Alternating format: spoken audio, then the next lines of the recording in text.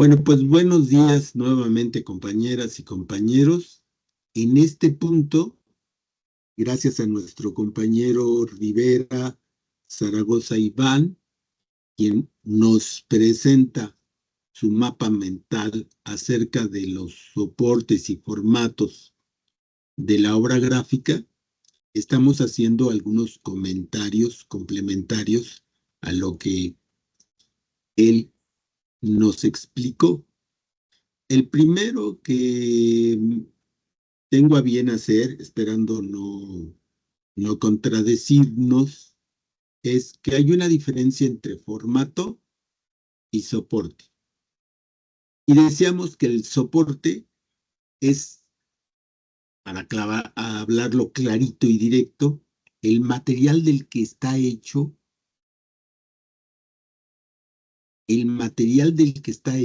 o está hecha la superficie donde vamos a hacer nuestro trabajo gráfico. Y pusimos unos ejemplos: la pared en un castillo, en una explanada, o bien un mueble de madera, una puerta en donde vamos a pintar un mensaje, una idea, o bien decíamos una mesa, ¿verdad? La tabla de la mesa es el soporte.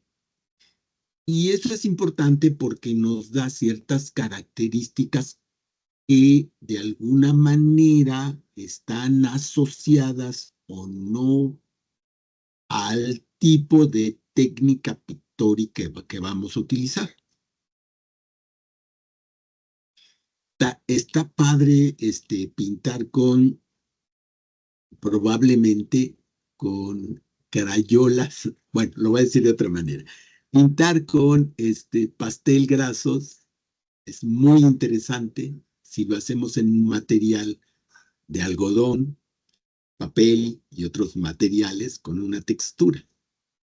El material en sí mismo, con esos componentes y esa textura, es el soporte. Si yo utilizo un pigmento como pastel graso, los efectos que puedo lograr sobre ese soporte, perdón, sí, sobre ese soporte, y en cambio con la madera, pues son diferentes. Así que a lo mejor alguna cobertura o algún tratamiento tendré que darle a la madera si quiero seguir trabajando con el pastel graso. Así que el soporte es la materialidad propiamente, el material. Y a partir de ahí decíamos, bueno, es que tiene unas dimensiones, tiene por tanto en consecuencia una forma. Y nos estaba diciendo el compañero que hay estas que nos presenta aquí en su mapa mental, y dijimos que es correcto, que son las más conocidas, digámoslo así, en la sociedad moderna en la que vivimos. Cuando yo digo moderna en lo cultural, estoy hablando del capitalismo en lo económico, estoy hablando de la colonialidad, es decir, el sometimiento de unos países a otros, estoy hablando de la relación hombre-mujer u hombre-género, diciendo las desigualdades y hegemonía patriarcal, estoy hablando, bueno, muchas otras cosas. Entonces, de esta sociedad burguesa, moderno, colonial, etcétera, pues normalmente utiliza este tipo de formatos que nos presenta el compañero, ¿no? Pero no son los únicos ni son obligatorios. De todos modos, con esos formatos hay una gran variedad de posibilidades. Hasta ahí dejamos esa primera parte del comentario y luego avanzamos en el sentido de que, ya como ustedes lo han visto, la geometría de la composición lo que hace es tomar al formato, dividirlo en tercios,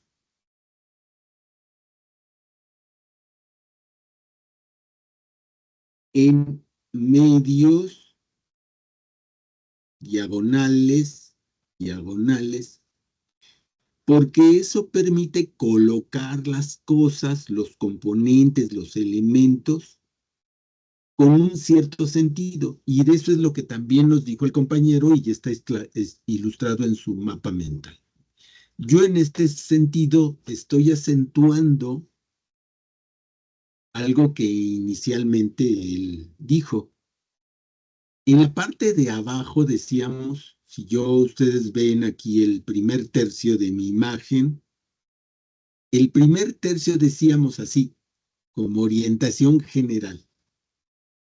Recuerden, estas son orientaciones generales, no son verdades bíblicas, eternas, incuestionables. No, no, no. Es lo que hemos de la experiencia y el trabajo de los artistas se ha sistematizado y sacado como teoría que orienta para hacer ese trabajo expresivo y comunicar ciertos mensajes. Decíamos, en el tercio de abajo está como que generalmente se ubica cosas que tienen que ver con lo biológico, con lo instintivo, con lo animal.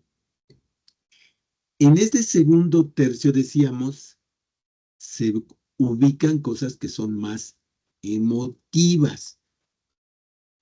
Si bien es cierto, en la parte de abajo podríamos poner lo que es sensorial, en la parte de arriba podríamos poner lo emotivo. Y en el tercio de arriba está lo intelectual, lo espiritual, lo ligado con el cielo. Eso es lo que nos estaba diciendo el compañero, que depende de dónde coloquemos, arriba o abajo, tendrá cierto sentido. El ejemplo que él nos dio es, por ejemplo, el caso de a la izquierda el primer tercio, en medio el segundo tercio y el tercer tercio. Ojo, ojo, insisto que son orientaciones generales. Podríamos decir que si vemos el primer tercio a la izquierda, estamos hablando del pasado. El segundo tercio en medio del presente y el tercer tercio del futuro. Insisto, esto es un esquema para poder empezar a reflexionar sobre lo que nos están mostrando y el mensaje que nos están queriendo dar. Así que con eso termino mi comentario, pues agradeciendo la participación del compañero, fue clarita y muy interesante. Perdón, se me olvidó, se me olvida. Recuerden que las diagonales, donde colocamos lo diagonal, nos implica un movimiento. Si yo lo pongo de abajo hacia arriba, será un movimiento ascendente. Pero también lo puedo poner de arriba hacia abajo, será un movimiento descendente. Así que en esa línea de atención también hay que poner cuidado. Nuevamente nos escriben. Híjole. Dice, profe, se me está trabando mucho el sonido. ¿Puedo salir y entrar? Sí, adelante, hagan lo pertinente para poder estar en la reunión. No nos vamos a tardar mucho más, pero sí conviene que estén, aunque sea un ratito en la reunión. Bueno, vuelvo a insistir con nuestro compañero Zúñiga. ¿Anda por ahí? Sí, profe. Perdón, ¿Sí? tenía problemas de conexión. No te preocupes. Entonces, te tocaría exponer tu mapa mental de la 2, el aprendizaje 2 de la segunda unidad, por favor. Que tienen que ver con los elementos básicos del diseño, ¿no? Sí. y con los, perdón, con los elementos básicos del diseño, sí, conceptuales, etcétera. Vale, empiézale por ahí.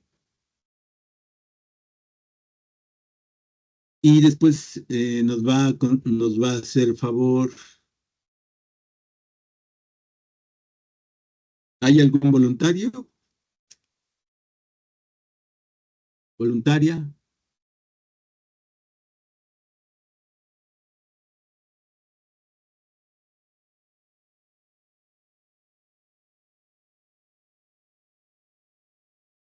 Ronquillo Velázquez, ¿andas por ahí?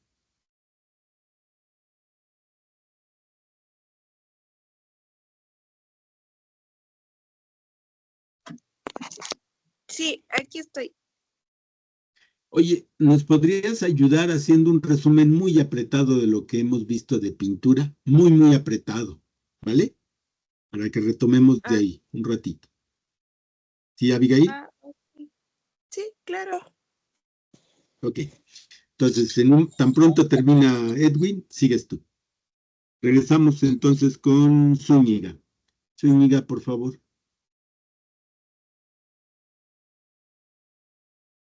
Sí,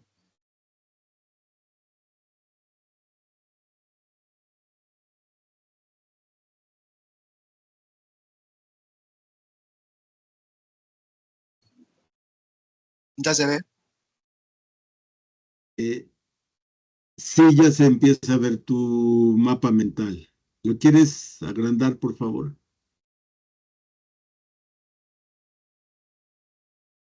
Bueno, creo que no se ve un poquito. Ok, por favor, explícanos. Claro. Eh, los elementos conceptuales del diseño.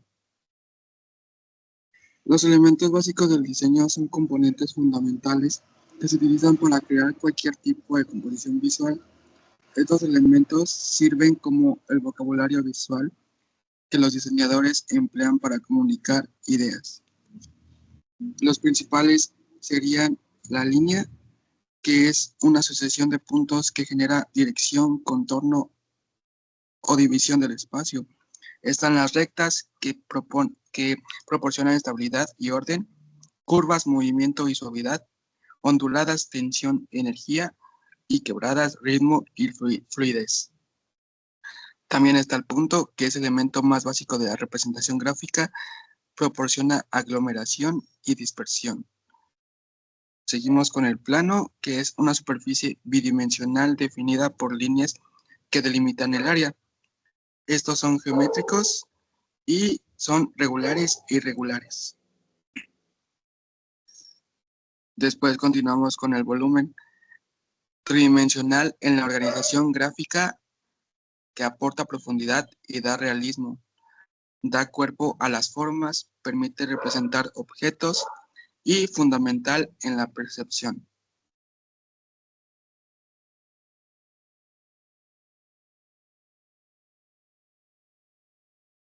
Muy bien, Raúl, ¿ya podemos preguntar? Sí, Ok. ¿Cuándo un punto pasa de ser elemento conceptual a un elemento real?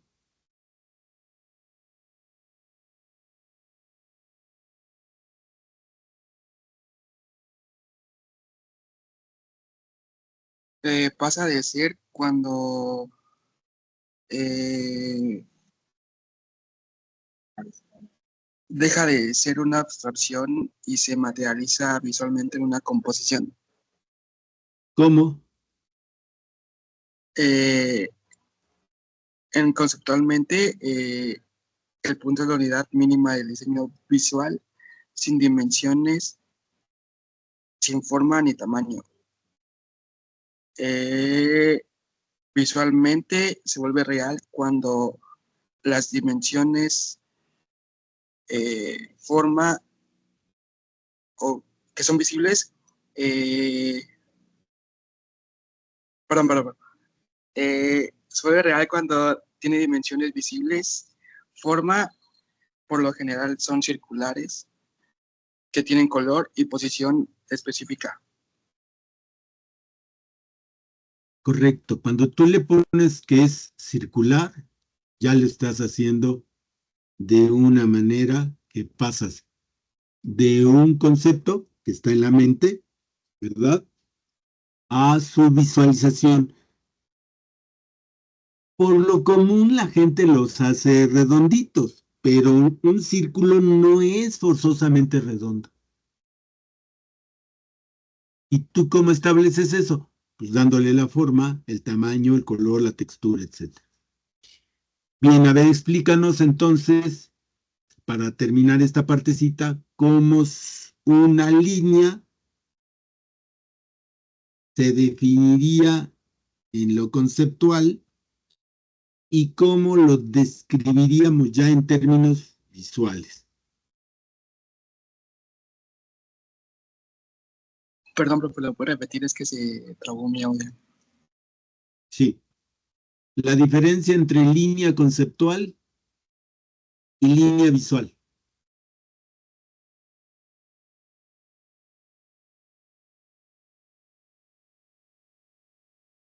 Que la línea conceptual tiene la idea de conectar entre puntos y la real es un trazo visible entre puntos. También la línea conceptual no tiene grosor ni materia, mientras que la visual sí tiene forma, color y espesor. Tiene un instrumento con el cual podríamos definir una línea ya en lo visual. Con una regla. Con la regla, piénsale bien.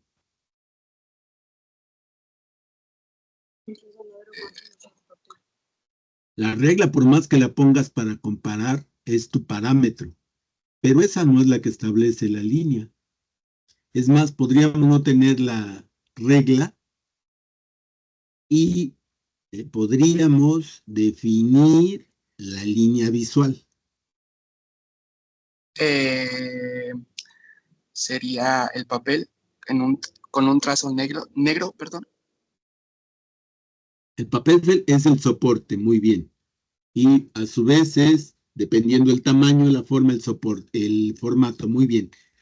Entonces yo tengo en un formato una superficie y luego, ¿qué hago? Trazarla con un lápiz Con, o sí, bueno, un lápiz, grafito.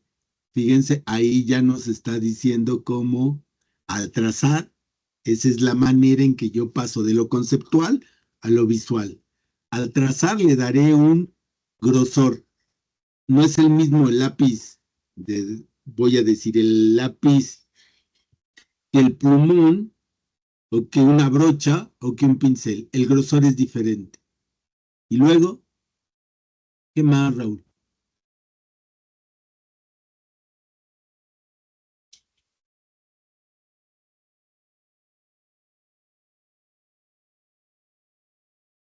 Pues darle alguna forma a las líneas pues sí, para formar un dibujo o un trazo.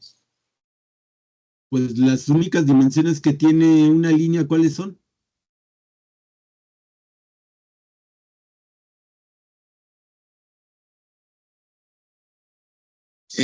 Rectas, curvas, onduladas No, y quebradas. esa es la ubicación o posición en que están Ah, colocadas. tiene longitud. Exacto, tiene un ancho del que estábamos hablando. El ancho de un lápiz no es el mismo del ancho de una brocha. De 5 pulgadas, por decirlo así, ya para establecer el ancho. Y luego tiene un largo, que tú es lo que estás diciendo, la dimensión. Luego además tiene una ubicación, ¿no? Una ubicación, pero además tiene una dirección. Ok, como ustedes se pueden dar cuenta, y el propio Raúl nos hace favor de darse cuenta, los elementos visuales son la manera en que concretamos en un soporte con un formato y ciertos instrumentos y ciertos pigmentos, ese concepto lo plasmamos, lo hacemos realidad, lo concretamos, lo hacemos visible. Y si ustedes ven, lo que estamos hablando son cuestiones muy descriptivas, pero ese nivel tiene digamos, nivel teórico a nivel bachillerato. Habrá otras explicaciones un poquito más profundas en la medida que ustedes vayan avanzando en este campo de la expresión gráfica. Bueno, pues muchísimas gracias, Raúl. Fue muy claro, creo que nos ayudaste mucho. Espero que a los demás se nos vayan aclarando las ideas al respecto. Gracias, Raúl. Regresamos con nuestra compañera que nos va a dar el resumen. Por aquí la tenía. Ah, Abigail, ¿verdad? Abigail, ¿te toca, Abigail? Sí,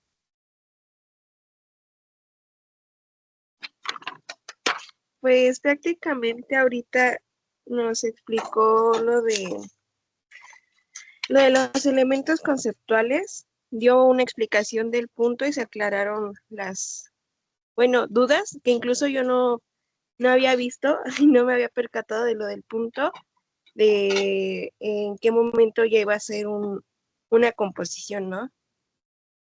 También nos explicó lo de la línea, un poco del plano y del volumen, de cómo es que el sombreado pues contribuye a la representación del volumen y cómo puede hacer, pues sí, cómo puede hacer ver que tenga volumen una figura, también un poco con la luz.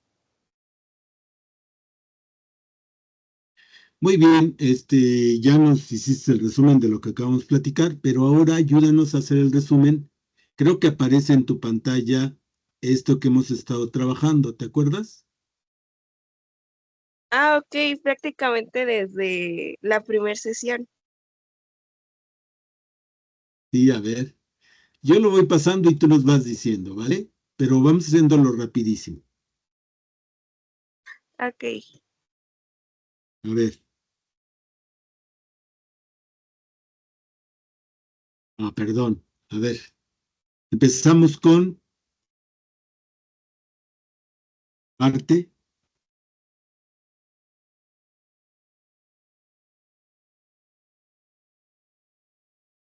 Luego dijimos pintura. Por lo tanto, al unirse pintura y arte, entonces estamos hablando del arte pictórico, el arte de la pintura. Ok. A ver, rapidísimo, arte.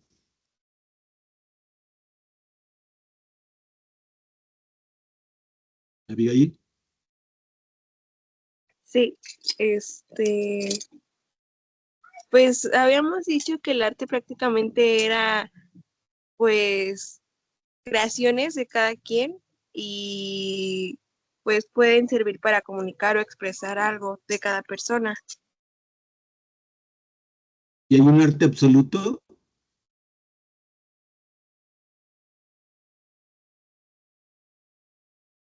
Cuando tú dices que es el arte de cada persona, fíjate que lo que estás haciendo es utilizar un concepto que ya explicamos, que es el grado de artisticidad o de excelencia técnica al expresar, comunicar a través de una imagen nuestro pensamiento, nuestras ideas, o el sentir de una sociedad, o el pensamiento filosófico de una época, etcétera.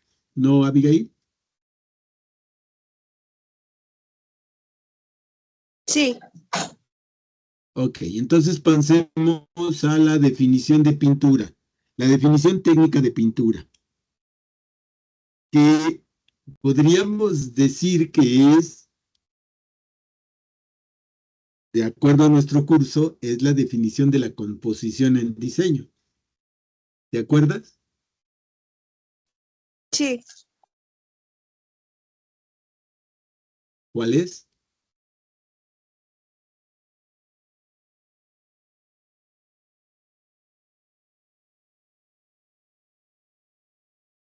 Ay, no, esa sí creo que no, la verdad. Ahí la tienes en la, este, en la pantalla. Fíjate, podríamos decir que la definición de composición que nosotros estamos trabajando en los aprendizajes y en el libro de texto, por decirlo así, es pensar que un campo visual, es decir, un soporte que da un formato, eso hace el campo visual.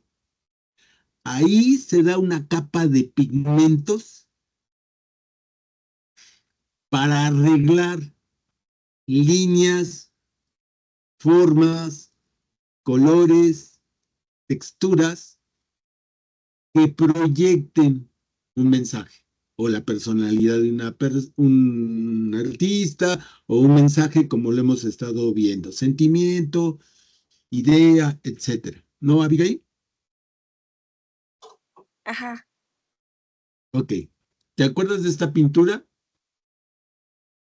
sí, sí, fue la primera que vimos. ¿Y qué dijimos de esto? Que lo bueno, yo recuerdo que habíamos visto que la composición o lo llamativo de esa pintura eran las figuras, porque al principio creímos que eran los colores por el vestido de negro. De hecho, habían dicho que su interpretación tal vez era de que la señora estaba regresando de un funeral o no, pero habíamos dicho que la composición o lo interesante eran las figuras porque habían bastantes rectángulos como el de la tipo puertita o cortina o la parte de abajo de la pared, también el cuadro. Entonces eso era lo que, pues sí, lo que estaba llamando la atención, las figuras. Muy bien, lo que tú acabas de decir, que yo estoy totalmente de acuerdo, es, si nosotros vemos la pintura como la gente piensa común de la vida cotidiana, de la calle, no tienen la culpa, pero nosotros no podemos adoptar esa visión. Por eso venimos a la escuela, a asimilar la cultura occidental para después criticarla y hacer algo mejor. Pero bueno, empecemos con que la gente de la calle lo que ve aquí es una abuelita. Piensa la pintura como un retrato, como una fotografía. Y tú lo que acabas de decir, sin decirlo con esa palabra, nos describiste el tema y te abocaste a describirnos la composición. La composición está en términos de figuras, pero ¿qué figuras? Geométricas, que se, que se coordinan, que se componen, que se ubican en relación con esos rectángulos, los colores, pero también se ubican en relación con esos colores y esas formas geométricas, las luces y las sombras, y las texturas y todo lo demás. Por eso le llamamos composición. Muy bien, tú lo dijiste muy bien. Yo no me lo estoy diciendo de manera como se dice en el ámbito académico, ¿no? Pero tú lo dijiste bastante bien. Creo que hay idea de ese asunto. Luego, esta, esta, estas pinturas las platicamos. Esta no la platicamos, es muy conocida, pero esta sí la platicamos. Abigail, Ah, sí,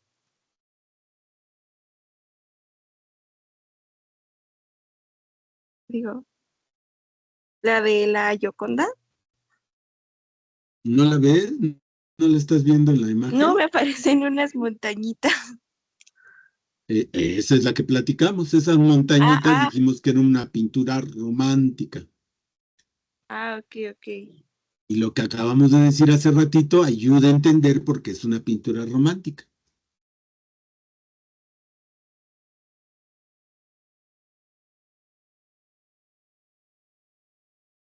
De esa no me acuerdo mucho, pero romántica, me imagino que es por los colores. De esa sí casi no me acuerdo mucho, la verdad. No, no son los colores. Y sí, pues por eso te estoy pidiendo que hagas el esfuerzo. Porque acabamos de decir que, fíjate, si lo divides en tercios verticales, El de la derecha correspondería al futuro. Ve cómo el árbol está ahí firme. Y el de la izquierda correspondería al pasado. Si tú lo lees así, no se entiende. Pero si lo lees, a ver, del de la derecha es lo real existente en este momento, y le ves la línea del contorno, te vas a dar cuenta que las montañitas, el contorno o la línea que marca la silueta, como que se va alejando. Entonces, de la derecha y hacia el frente tenemos lo que es real ahorita, concreto, tocable. ¿Ve? El árbol está cimentado en la parte de abajo. Y no se ve que crezca hacia arriba, se ve que crece hacia la izquierda. Entonces ahí donde el río, del lado izquierdo, el tercio de la izquierda, donde el río se va separando, va dando vueltas y desaparece. Otra vez, fíjate en el color y en las luces y las sombras. Del lado derecho, el color es intenso, las líneas están bien detalladas, los objetos y los árboles están bien detallados. En la medida que vas a la izquierda, los colores son más luminosos, pero menos detallados.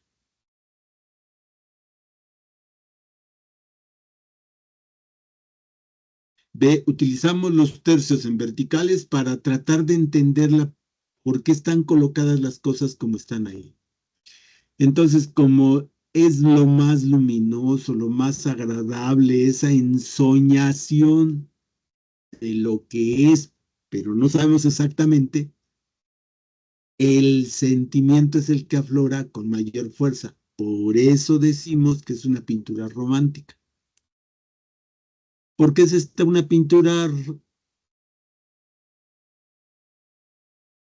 racional o clásica, diríamos, en pintura, Abigail?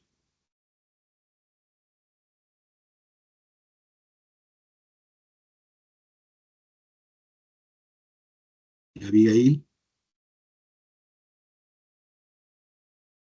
Sí, puede ser porque como lo explicó hace rato, tal vez en los tercios, solo que en esta pintura no es de derecha a izquierda, sino de abajo hacia arriba, que los colores van haciéndose un poco más claros. Ok, si tú tomas nada más esa referencia, en realidad lo de abajo es lo amarillo, es lo más luminoso. Luego lo de en medio es donde están los amarillos. Y lo de arriba, el color azules son colores más fríos. Pero ahí no está lo importante, no parece que esté lo importante parece que está en medio y en la parte de abajo.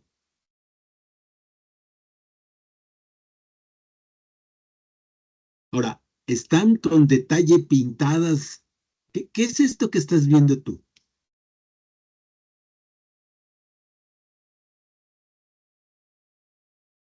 Para mí me parece un paisaje. Para ti parece un paisaje, ok. ¿Qué hay Ujú. al fondo? Pueden ser una tribu asentada por los colores cálidos, pueden ser sus hogares. Ok, muy bien. Esa es la intención del pintor. El pintor no quiere mostrar en un determinado orden, pero el pintor, para mostrar ese orden, pone un límite, la montañita que está allá al fondo, del fondo, y pone otro límite, el conjunto de árboles o vegetación esta que está hasta abajo.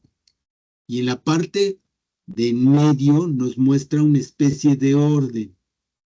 Fíjate cómo están colocados los amarillos, los naranjas, esos verdes intensos que casi parecen negros, pues no, es un verde muy, muy oscuro. El azul, ¿dónde está? Ve cómo están colocadas. En realidad son pinceladas. No está dibujando nada. Está colocando pinceladas que nos hacen pensar en nuestra cabeza que son como casas, como patios, como árboles de las casas y sus patios.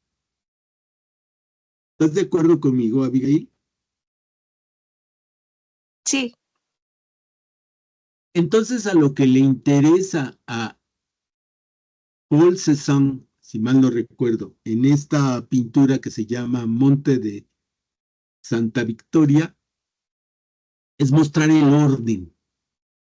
Esa es la intención del pintor racionalista. Mostrar un orden. Aquí hay un orden. Y no siempre nos las muestra la pintura, ese orden, como si fuera una fotografía. No, no, no, ve. Esta es una pintura de la segunda década del siglo XX. Ok.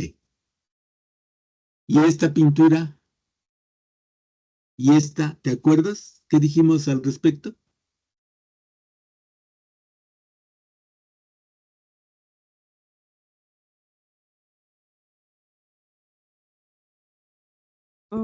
Igual casi no, la verdad. Bueno, ¿qué nos puedes decir con tus aprendizajes? Con los temas de los aprendizajes que has estado trabajando.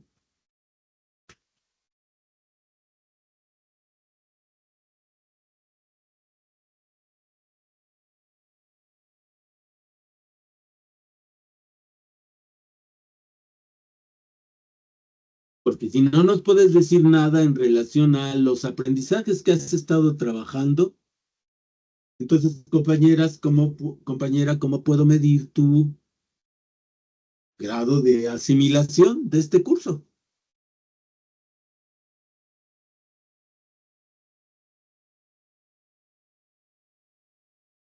Bueno, puede ser que hay texturas visuales,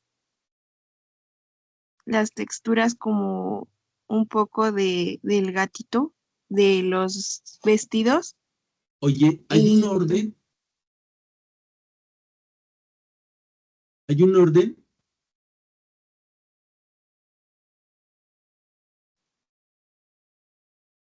no. y entonces, ¿por qué es una pintura y hay una composición? Si tú me dices que no hay un orden, lo primero que es, te muerdes la lengua, porque allá hay una imagen, y la imagen no la creó la naturaleza, es una pintura. Y para que veamos la pintura, para que veamos los personajes y las cosas que alguien las tuvo que poner. El pintor tuvo que pensar cómo poner y qué poner y en dónde poner las cosas. O sea, hay una composición.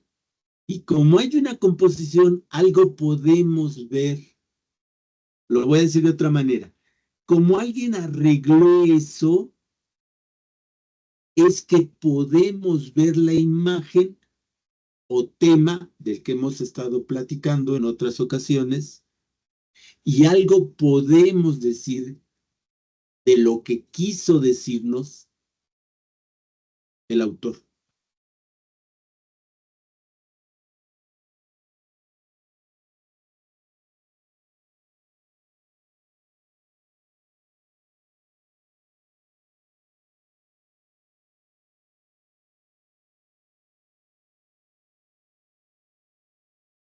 ¿Qué me dices, compañera? Ok, sí, ya entendí. Bueno, entonces sí, prácticamente sí hay un orden, porque pues hubo alguien que tuvo que hacerlo y bueno, con lo que hemos visto ahorita y que me llama la atención es el espejo de en medio, porque había visto que para que una figura fuera visualmente llamativa, tenía que ser puesta en el centro un poco más arriba del centro geométrico como tal del lienzo de la obra, y sí, ese espejo está un poco más arriba. Este, y también se aprecian formas geométricas, un poco, pero creo que sí. Uno claro justamente es el espejo circular. Pueden ser también las entradas, un poco, y creo que la ventana. Fíjate que aquí cometes un error. Ay, Explicas porque, una pintura del pasado con un lenguaje que es contemporáneo. Es como si tú quisieras explicar lo que eres ahorita forzosamente por lo que tú ya pensabas cuando eras niña, o infante, o bebé.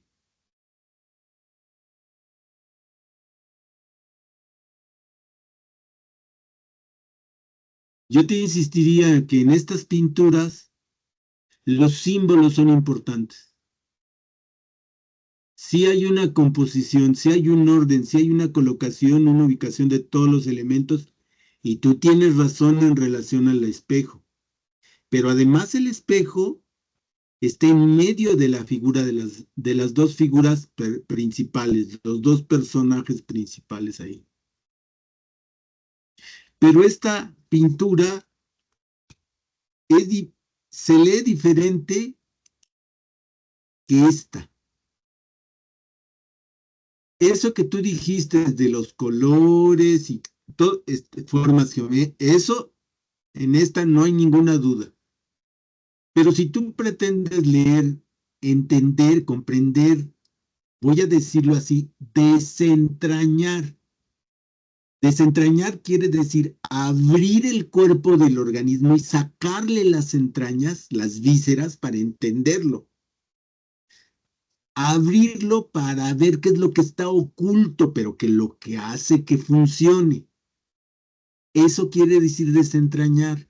Entonces, si tú quieres desentrañar el mensaje intelectual, emocional, conceptual de esta pintura, como hemos leído las otras pinturas, no se va a poder.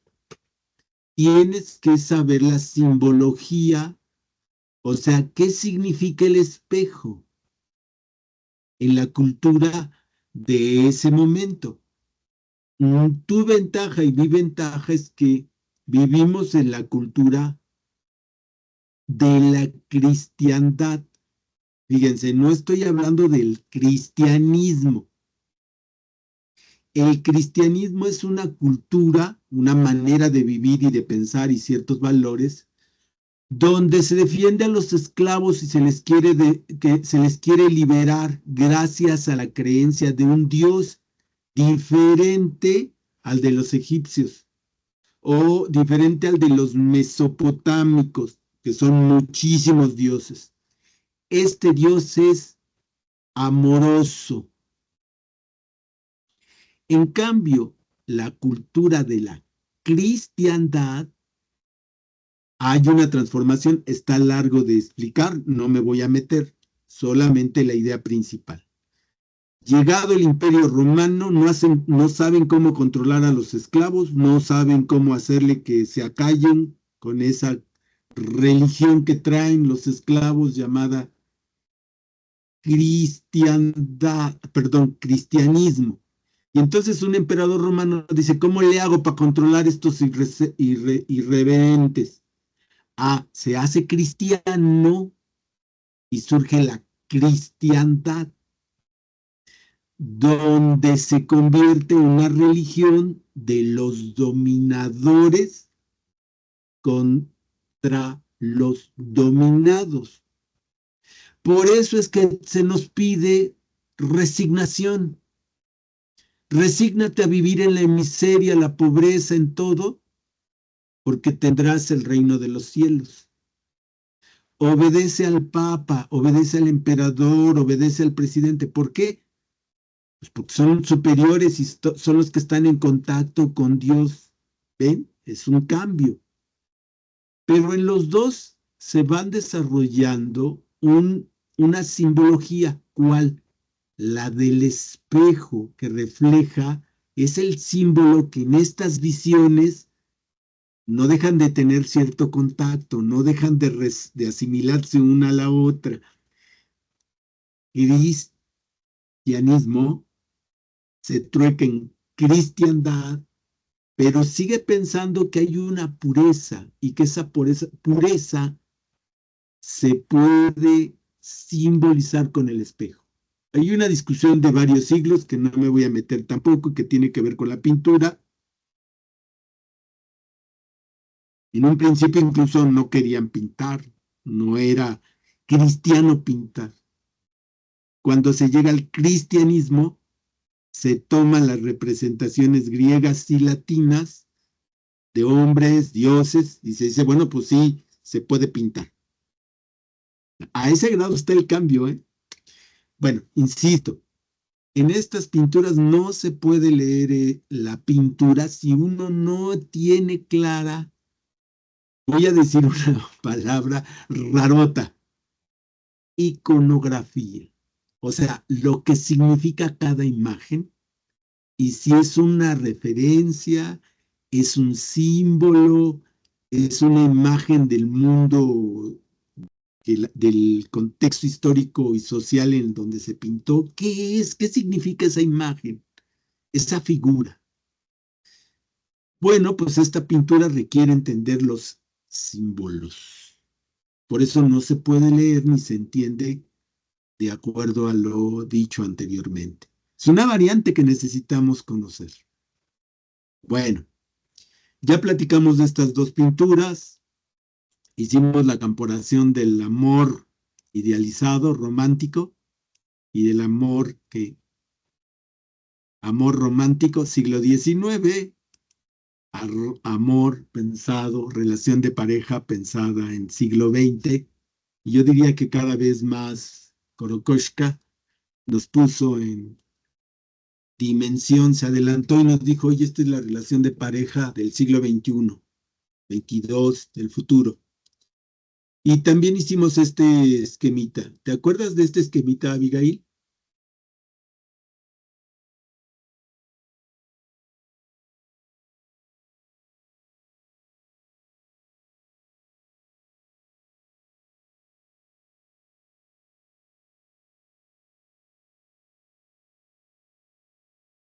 Bien, vamos a dejarlo de aquí y vamos a continuar rápidamente porque ya se nos fue el tiempo. Agradezco muchísimo a Abigail su participación. No es ánimo de confrontar con nadie, no es ánimo de molestar a nadie, sino de ir constatando así hasta dónde ustedes pues van entendiendo lo que yo digo y a mí me permite corregir lo que digo para ver si puedo lograr explicarlo con mayor claridad. Pero bueno, vamos a avanzar.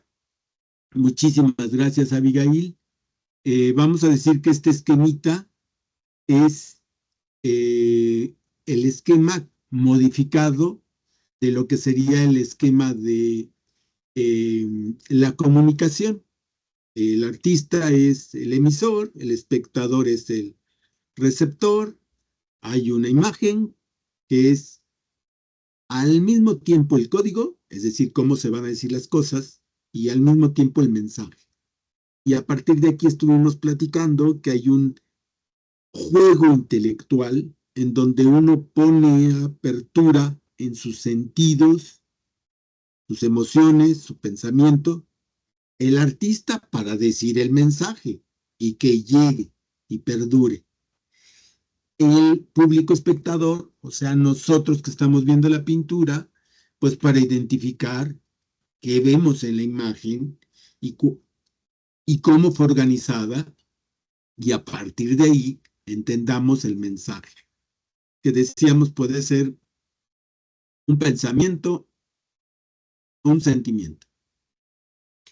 Y luego hemos visto corrientes pictóricas, les recuerdo, realismo, las cosas se ven casi con intención de que sea fotografía, expresionismo, las cosas se modifican, se deforman por el color o la silueta, y abstraccionismo. Tomamos las formas geométricas, regulares o irregulares, porque las hemos separado mentalmente de la realidad.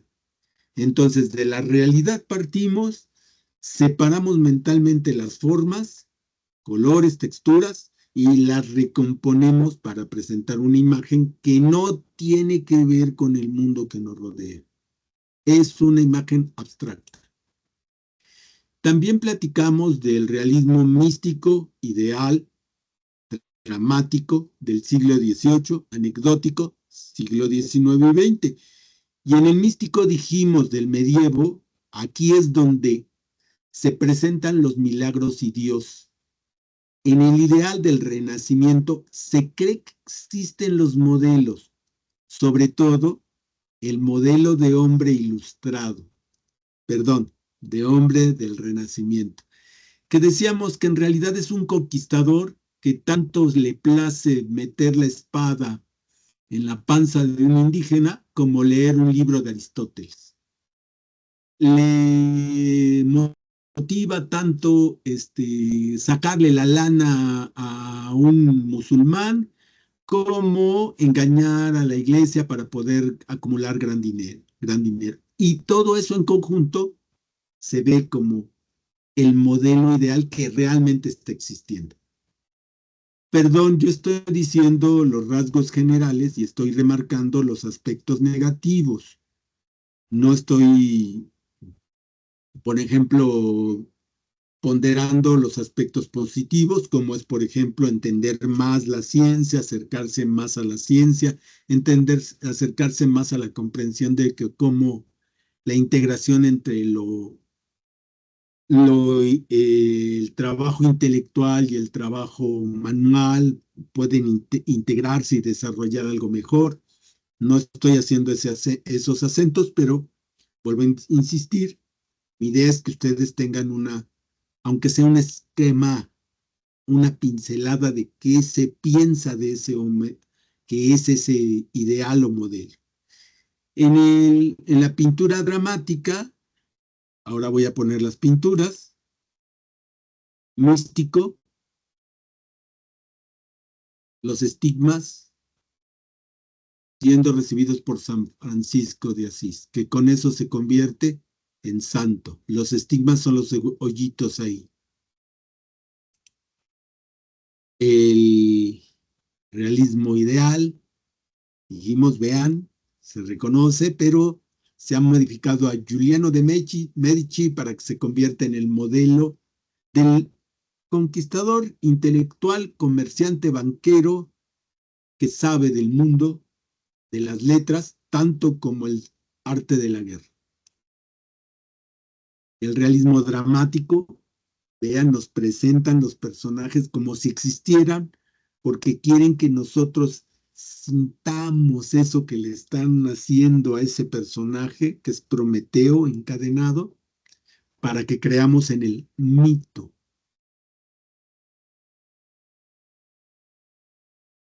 Algo ya más de adelante, la mentalidad, la visión cambia y entonces el pintor hace aquí un juego de luces. Está trabajando ya más con la ciencia.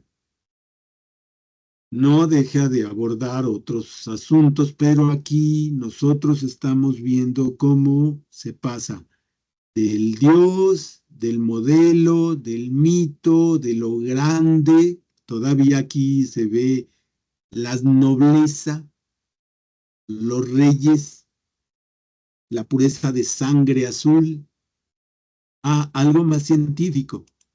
Y ya con la Revolución Francesa, vean, predomina la visión burguesa y con eso es lo cotidiano, es el comercio entre mercancías lo más importante, más allá de los dioses, más allá de los modelos, más allá de la nobleza, más allá de los mitos, lo real, lo importante está aquí en lo cotidiano, en la vida diaria.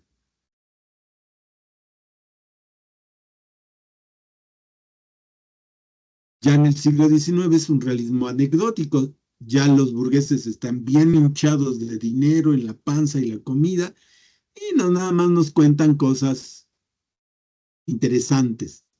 Pero ahí mismo surge un realismo que retoma ver en la vida cotidiana lo importante.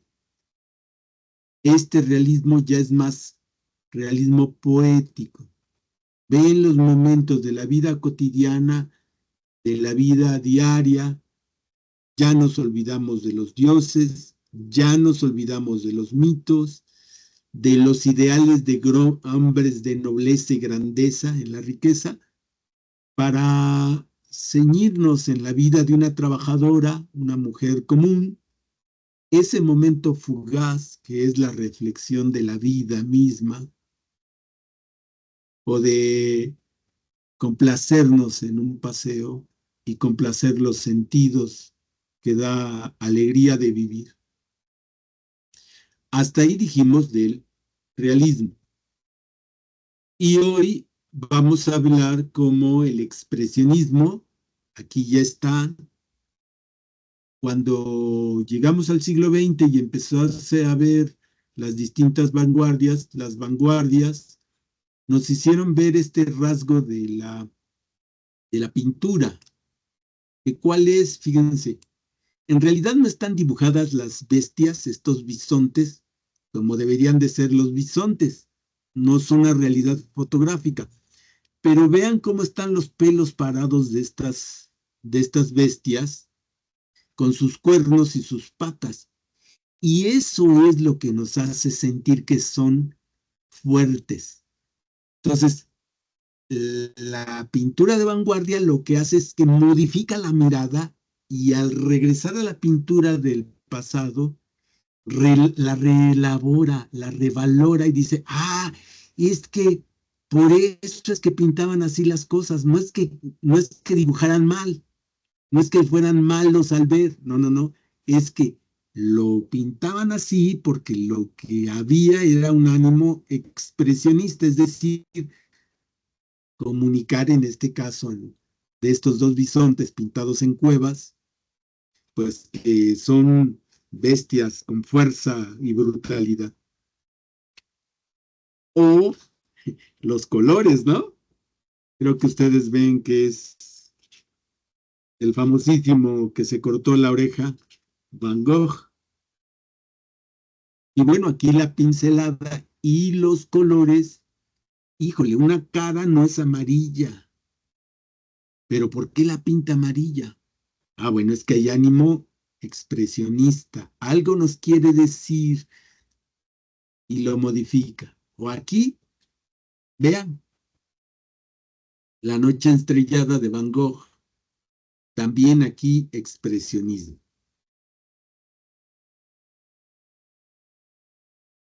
Insisto que al ver la pintura del pasado, se revaloró con el expresionismo un pintor como era el Greco. Esta pintura es del Greco. Es el Cristo en Getsemaní.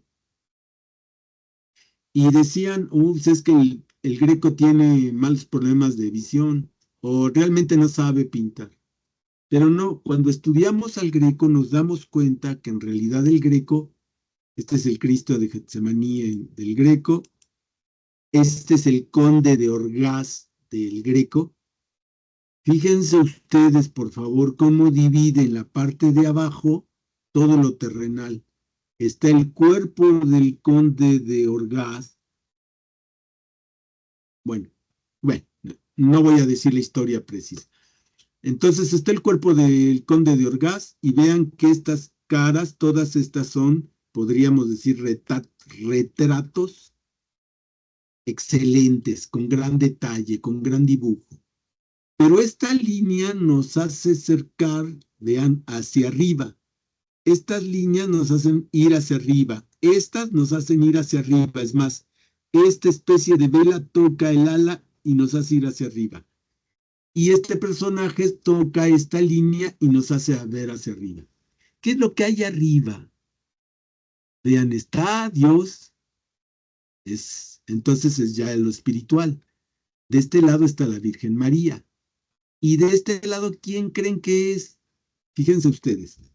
Aquí está el cuerpo de Conde de Orgaz. Vean, está un cuerpo yacente, ya no tiene vida. Vean cómo va, hay una línea de continuidad que va tocando a todos estos personajes. Miren, esta es la línea compositiva, al mismo tiempo es la línea que me permite el recorrido visual, es el de la armonía, perdón, del ritmo visual, que vean hacia dónde me conduce hacia la piernita de este personaje. Paso de lo material a lo espiritual. Entonces, este es el cuerpo del Conde de Orgaz y este es el espíritu del Conde de Orgaz. Pintado el cuerpo del Conde de Orgaz, el cuerpo físico, vean, se le ve con sus proporciones adecuadas. Sin embargo, aquí se ve alargado. Ah, es que el Greco entonces alarga las figuras cuando quiere hablar de algo espiritual. Y él sí sabe la técnica de su época, sí sabe dibujar a los cuerpos perfectos con sus proporciones adecuadas. Pero cuando quiere hablarnos, perdón, me adelanté. Cuando quiere hablarnos de algo espiritual, entonces alarga la figura. Regresamos con el Cristo en Getsemaní. Si ustedes ven las proporciones de este cuerpo, pues está alargado. No coinciden las proporciones humanas. Está alargado. Entonces quiere decir que este es un personaje espiritual. Y para remarcarlo, nos pone la piedra y también nos la alarga. Pero todavía más, vean estas nubes del lado derecho, superior derecho. No son nubes en horizontal, sino que son nubes como que van de la tierra al cielo, como si fueran bombones hacia arriba. Y vean este conjunto. Se supone que estos tres son los padres de la iglesia, los que están acompañando a Cristo y que están dormidos mientras Cristo está orando, está hablando con el Dios Padre. Bueno, pues vean cómo hay una especie de nube rara que como que los mete en una especie de cueva. No hay cueva allí, es el suelo, pero estas nubes, dibujar una especie de círculos concéntricos que nos está diciendo que hay un evento que no es natural. Y entonces, vean otro ejemplo de expresionismo, ya contemporáneo. Dos desnudos, es una acuarela del pintor Rouault, si mal no recuerdo, George Rouault. Es óleo sobre papel. Entonces aquí vean, pues los cuerpos no están puestos como cuerpos. Sí nos dan la idea de cuerpo, pero vean las líneas, están deformadas y más los rostros. Vean los colores. ¿Qué Rouault no sabrá pintar, no sabrá hacer las mezclas suficientes para poder hacer el color carne claro? No, sí lo sabe, pero él le pone un azul y un amarillo y un naranja, porque lo que quiere mostrar no es el cuerpo físico, sino el cuerpo interior, la espiritualidad de estas dos mujeres. Entonces, lo que nos está pintando Rouault aquí es, en realidad, cómo están por dentro estas mujeres. Y el color, la deformación del color de la piel, le permite a él mostrar eso precisamente. Normalmente el expresionismo se centra en cosas dramáticas y negativas. Este es uno de las pocas acuarelas o pinturas, creo que sí es una acuarela, en donde el edificio que canta nos da algo alegre, digámoslo así, una emoción alegre. Este es un grabado expresionista alemán. Es de los primeros grabados o pinturas en donde se empezó esto que llamaremos después expresionismo.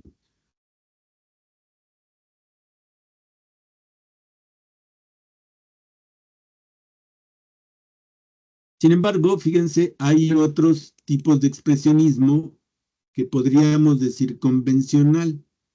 Vean aquí a la Virgen, está, pues su figura está modificada. Si ustedes estudian la pintura, la ven, en realidad lo que está aquí en la Anunciación del autor Simone Martini, pintor italiano, Renacimiento, no es que él no sepa dibujar a la Virgen y le haya puesto deformidades, no. Aquí hay una deformidad en esta parte del cuerpo de la Virgen que supone que le ha dado un mensaje. Vean, aquí esta línea va tocando, va el ángel, va las alitas, la silueta, luego la mano y vean, señala con el dedo, recorre, recorre, recorre, va recorriendo y aquí hay un espacio. Este espacio supone que el mensaje que le están dando es un mensaje, lo está recibiendo, pero es un mensaje grandísimo. Y luego vean la silueta, otra vez recorre, recorre, recorre y termina. Se da el mensaje y se termina. Vean, aquí la punta para escribir está hacia la tela. Aquí la punta para escribir está fuera de la tela. Entonces aquí nos están diciendo, hay un mensaje y los dos personajes, los cuatro personajes están unidos por, vean, están enmarcados en esta línea que hacen los arcos. Entonces hay un mensaje y el mensaje se recibe. Para decir que se recibe es que se deforma la Virgen para generar este espacio. Es como si el ángel que ha llegado ante la Virgen le diera un cañonazo, un mensaje tipo cañón. Vean un detalle de esa pintura. Ya estoy por terminar. Otra cosa que es una deformidad, compañeros, para nosotros. Si vemos a esta mujer, la Virgen que pinta Simone Martini, parece deforme, parece como enferma y neurótica. Bueno, es una deformación porque en el concepto de la belleza de la Edad Media, enmarcada en la cultura de la cristiandad, hay una separación entre cuerpo y alma. Y lo que uno debe de buscar si es un agente espiritual que quiere ir al cielo es castigar la carne. Entonces el placer sexual, el comer, el beber, el divertirse, el estar alegre, eso es pecaminoso. Lo natural, lo que se acerca a la creación de la naturaleza, como son las mujeres que producen, que generan, que crían, que mantienen al bebé, eso es pecaminoso. Por eso es que se ve así, neurótica. Pero ese es el ideal de la belleza. Por eso es que la pinta Simone Martini así, neurótica y enferma. Son dos conceptos distintos de belleza. Y eso hace que para nuestros ojos se vea deforme. Termino con esto. Esta es una pintura de Cristo en la cruz de Rubens. Hay totalmente realismo. Aquí yo tengo que pensar que no es un esclavo. Por eso me pone la leyenda acá arribita. Todo es natural. Si yo fuera un romano, iría pasando y diría, uy, este esclavo lo castigó su amo. Pero como estamos en la época de la cristiandad, veo a Cristo, un liberador que pretendía la liberación de los esclavos como Espartaco, nada más que Cristo a través de la religión, Espartaco a través de la vía militar y organizada, pues diría, híjole, como estamos en la cristiandad, diría yo, pues este es Cristo. No hay ningún otro ser relevante que haya sido crucificado que Cristo. Pero aquí yo soy el que pone la interpretación. El pintor me pone el objeto lo más acercado a la realidad con sus proporciones, etcétera, pero yo le doy la interpretación. Este es el Cristo del Greco. Y si ustedes lo ven, está deforme, está alargado. Es más, no parece que cuelgue, vuela. Ese Cristo vuela. Y vean las nubes. Las nubes están de abajo hacia arriba. Algo está pasando de abajo hacia arriba. Es el espíritu que se eleva. Las nubes no están en el horizontal. Así que este es un momento sobrenatural. Y toda la deformación que nos muestra es para remarcar el asunto de que esto no es natural, es algo sobrenatural. Aquí el Greco no confía en que tú vayas a interpretar que aquí, que este es un esclavo. Dice, no, pues lo puede confundir con esclavo. Entonces, ¿cómo muestro que es algo sobrenatural? Es Dios hecho carne. Bueno, Dios deshaciéndose de su cobertura carnal, de acuerdo a la cristiandad, y avanzando a su ser espiritual. Pues entonces hace esas deformaciones. Bueno, voy a dejarle aquí. Prometí 1 hora y ya me llevé 2. Perdónenme, me emociono. Y bueno, da pie para que nosotros podamos tratar de reflexionar y juntar todo lo que hemos visto. Bueno, entonces ya quedamos en el primer punto. Hagan el mejor esfuerzo para cumplir lo que está pendiente. Y nos vemos mañana, sábado, a las 8 de la mañana. Les agradezco su atención. Les deseo un buen día. Coman rico y con provecho. Y nos vemos mañana a las 8 de la mañana. Gracias, compañeras. Gracias, compañeros. Hasta mañana. Hasta mañana, profe. Hasta mañana, Mañana, profesor. profe. Hasta mañana, profe.